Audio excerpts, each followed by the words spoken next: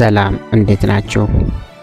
10 አስገራሚ የባቄላ እሸት የጤና ጥቅሞችን እነግራችኋለሁ። የሰው ልጅ ከሺህ ዓመታት ጀምሮ ሲያልማቸው ከነበሩ ተክሎች ውስጥ የባቄላ እሸት አንዱ ነው። ለጥንታዊ ሕዝቦች ዋነኛ የፕሮቲን ምንጭ ሆነው ይህ ተክል ከክርስቶስ ልደት በፊት 3000 ዓመተ ዓለም በቻይና እንደተገኘ ይነገርለታል። ፒ የተሰኘው የተክሎች ቤተሰብ ውስጥ የሚመደበው ባቄላ እሸት በጥንታዊ ግሪክና ሮም ለምግብነት ይውል እንደነበረ ታሪክ ይናገራል። በሀገራችን አዲስ ዓመት ሲቢት አብረው ከሚሸቱ ተክሎች አንዱ ሲሆን ለአመጋገብ ቀላል በመሆኑ ተወዳጅ ነው። እንደ ሁሉም ተክሎች የባቄላ እሸትም የሚሰጣቸው ጥቅሞች አሉት። በፕሮቲን የበለጸገው ባቄላ እሸት በቀላሉ በማዋሃድ በፋይበር የተሞላ አስገራሚ ሊባል በሚችል መጠን ዝቅተኛ ስብ ይዟል። ለሰው ልጅ በሚበጁ ንጥረ ነገሮችም የበለጸገ ነው። የባቄላ እሸት 10 ዋና ዋና ጥቅሞች።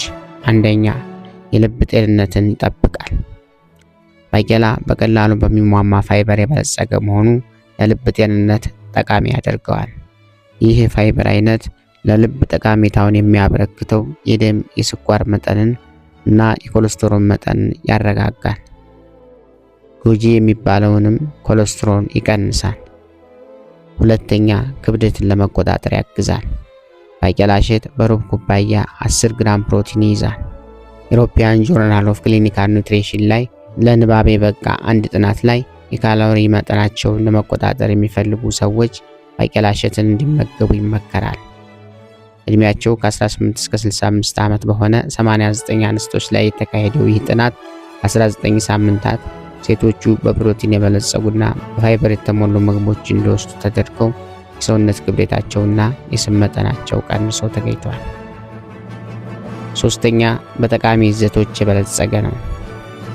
ከፍራፍሬዎችና ከአትክልቶች ጋር ካነጻጸር ነው ባቄላ እሸት በተሻለ ጠቃሚ ንጥረ ነገሮችን ይዟል። ቫይታሚን ቢ1፣ ቫይታሚን አይረን፣ ኮፐር፣ ፎስፎረስ፣ ፖታሲየም፣ ማግኒዚየም በከፍተኛ መጠን ይገኙበታል። ቫይታሚን ቢ1 ለማዕከላዊ የነርቭ ስርዓት ወይም ሴንትራል ነርቨስ ሲስተም የኃይል ዑደት ወይም ኢነርጂ ሜታቦሊዝም ጠቃሚ ነው። አይረን በደም ውስጥ የሚጓጓዘው የኦክሲጅን መጠን በተገቢው ሁኔታ እንዲያገኝ ያደርጋል። ኮፐር ከአይረን ጋር በመተባበር ቀይ የደም ሴሎችን እንዲመረቱ የድርሻውን ይወጣል። ከዚህም በተጨማሪ የደም ስሮችን የበሽታ መከላከል አቅም ከማሳደጉም በላይ የአጥንት ጤንነትንና አቋም ይጠብቃል። ፎስፎረስና ማግኒዚየም ለጠንካራ አጥንት ዋነኛ ግብአቶች ናቸው። አራተኛ፣ የደስታ ስሜትን ይፈጥራል። አዎ፣ ይህ ጣፋጭ እሸት ፊቶ ላይ ፈገግታን ይጨምራል። ኤል-ዶፕ ወይም ዶፓማይን የተሰኘውን አሚኖ አሲድ በከፍተኛ መጠን ይዟል። ይህ ንጥረ ነገር የድብርት ስሜትን በመቀነስ የደስታ ስሜትን ያሳድጋል። አምስተኛ፣ የመጥገብ ስሜትን ይፈጥራል። በአንድ ጊዜ የሚመገቡት የባቄላ እሸት ከ200 ያነሰ ካሎሪ ይሰጠዎታል።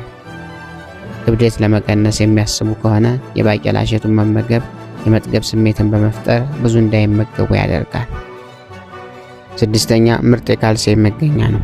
ለአጥንትና ጥርስ እድገት እንዲሁም ለመጠገን የሚውለው ካልሲየም ከእነዚህ የተለመዱ ግልጋሎቶች በተጨማሪ ልብ ተግባሩን በአግባቡ እንዲወጣ የበኩሉን አስተዋጽኦ ያደርጋል። ሰባተኛ፣ የሆድ ድርቀትን ይከላከላል። የባቄላ እሸት ውስጥ የሚገኘው ፋይበር በምግብ መሳለጫ ስርዓቱ ውስጥ ምግብ በቀላሉ እንዲንሸራሸር ያደርጋል። ስምንተኛ፣ የበሽታ መከላከል አቅምን ያሳድጋል። በተክሉ ውስጥ የሚገኘውና ካንሰር አማጭ የሆኑትን ፍሪ ራዲካልስ የሚቀንሰውን ቫይታሚን ሲ የበሽታ መከላከል አቅምን ያሳድጋል። ዘጠነኛ፣ የውሃ መጠንን ያረጋጋል። በፖታሲየም ውስጥ የሚገኘው ኤሌክትሮላይትስ ሲያለበን ከሰውነት ውስጥ የሚወጡ ሲሆን እንደ ባቄላ እሸት ያሉ ምግቦች እንዲተካ ያደርጋሉ። አስረኛ፣ የኦክሲጅን እጥረትን ይቀርፋል። ደም ውስጥ በቂ ኦክሲጅን እንዲኖር ዋነኛው ባለጉዳይ ሄሞግሎቢን ሲሆን በባቄላ እሸት ውስጥ የሚገኘው አይረን ደግሞ ዋነኛ ግብአቱ ነው። ውድ ቤተሰቦቼ፣ ይህ መረጃ እጅግ አስፈላጊ ስለሆነ ለሌሎችም ሼር በማድረግ እንዲማሩበት አድርጎ ቤተሰብ ያልሆናችሁ ሰብስክራይብ ያደርጋችሁ ቤተሰብ እንድትሆኑ ጋብዛለሁ። ቪዲዮውን ላይክ አድርጉት። በቀጣይ ቪዲዮ እስከምንገናኝ በያላችሁበት የዓለም ክፍል የእግዚአብሔር ሰላምና ፍቅር ከእናንተ ጋር ይሁን። ባይ ባይ።